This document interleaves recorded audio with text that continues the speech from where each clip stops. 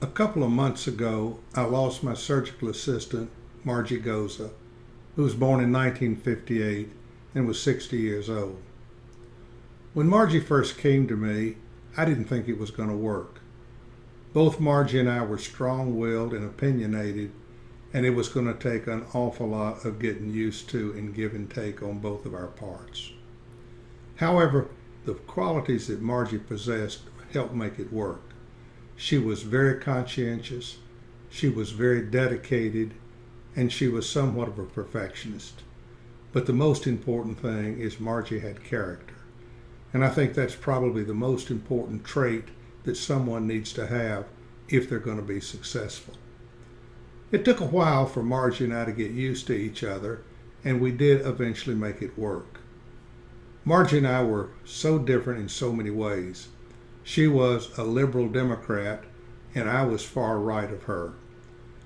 I used to think in terms of what I really was. Was I a Republican or was I a Democrat? And one thing I came to realize that I am a capitalist. I believe in the capitalism concept, for this country was built on capitalism, not socialism. However, I refer to myself as a liberal capitalist because my views on racial situations and labor practices as practiced in capitalism and building this country were so very, very wrong. And my epiphany came in 2004 when I wrote a treatise titled The Blessed Generation, referring to the generation born between 1930 and 1946.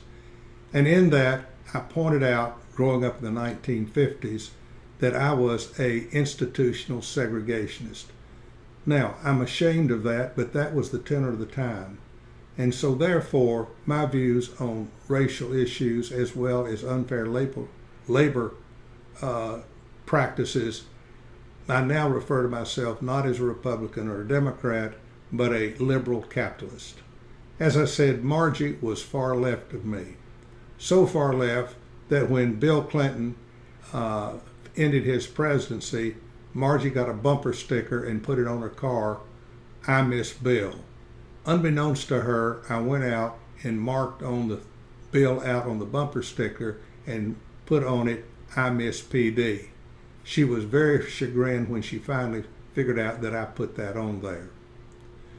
Margie had many great traits that no other dental assistant that I had possessed. For example, Margie was extremely smart and had a photographic memory.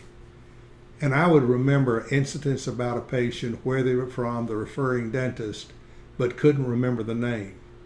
I would outline what I knew about the patient, and I cannot remember a time in 18 years that she did not come up with the patient's name with her photographic memory. Highly intelligent, she was a voracious reader. At any given time, she would be reading 3 books, one for pleasure, one for historical significance, and one to stimulate her intellect. Very complex books, that last one. And when Margie and I were doing surgery, I depended heavily on her.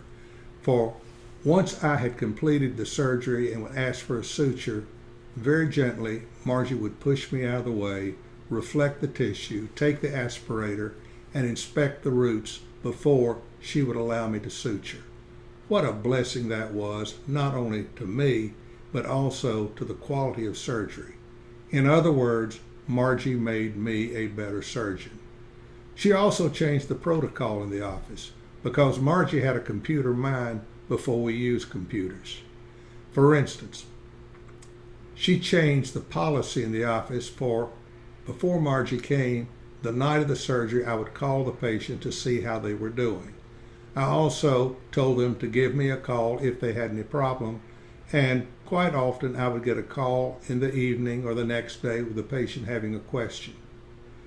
Margie saw me doing that, and then she made a suggestion. She said, "Dr. Miller, when you call that patient at night, they're probably still groggy. They may not even remember the call. I would suggest that you wait until the next day to give them a call. And if you will let me, I'll give them a call, find out how they're doing, and save you time on that."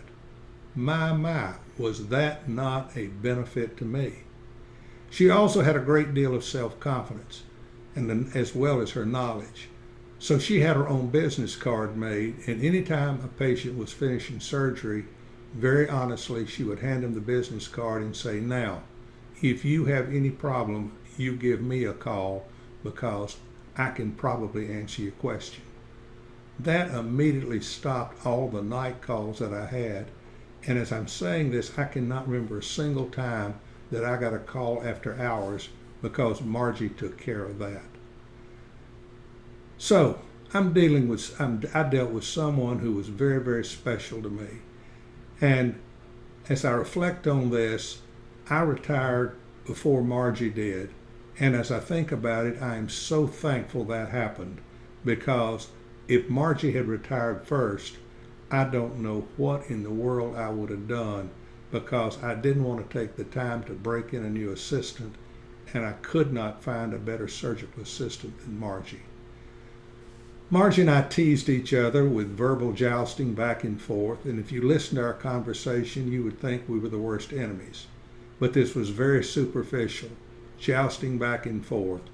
And I used to say very lovingly, Margie was the meanest woman I ever met. And she laughed at that and reveled in that, because she would say, Dr. Miller, you've got a lot of learning to do, and I'm trying to teach you. So anyway, here's to you, Margie. Thank you so much.